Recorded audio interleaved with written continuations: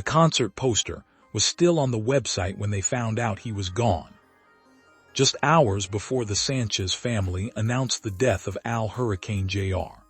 On Tuesday night, the Albuquerque Biopark had publicly announced that he was set to perform there on July 30.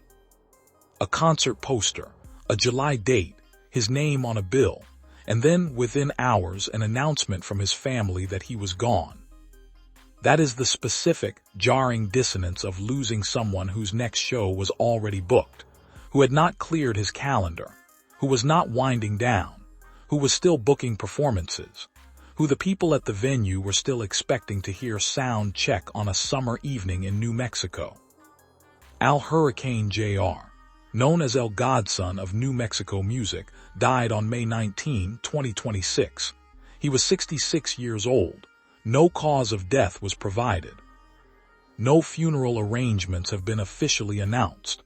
The Sanchez family has asked for privacy as they grieve, and that request is being honored by the press, by the fans, by the community leaders who issued their tributes and then stepped back to let the family have the space they asked for. But what is unusual about the way this community is grieving, what has never quite happened before in quite this way, is the specific, collective, simultaneous nature of the loss.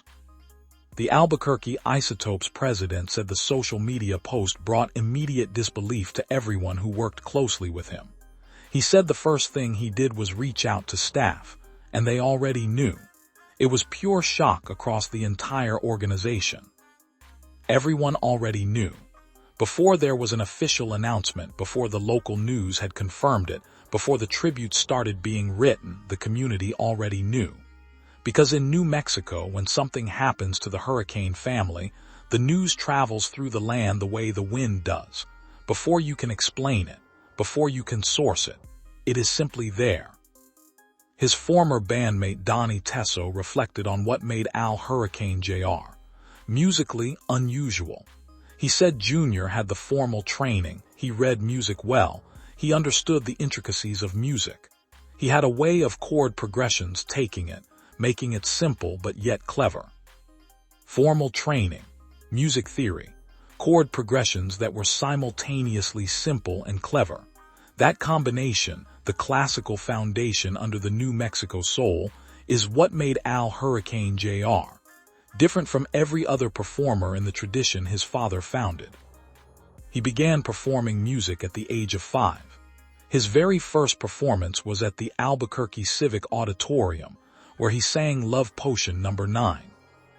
5 years old, on a stage at the Civic Auditorium, and the last performance was supposed to be in July, 61 years later, at the Biopark. The strange thing is not that he died. The strange thing is that he was still going, still booking, still the name on the poster, still El Godson. But wait, let me ask you something. Have you ever stood in a community that shared a grief so completely that the loss felt personal to every single person in the state, regardless of whether they had ever met the person who died? New Mexicans across the land of enchantment took to social media in reaction to the news. Not fans of one specific genre, not followers of one Facebook page. New Mexicans across the entire state, because Al Hurricane Jr. was not just a musician, he was the sound of a place. The specific, irreplaceable frequency of New Mexico, blending Spanish music with country and rock and cumbia and ranchera in ways that belong to this geography and no other.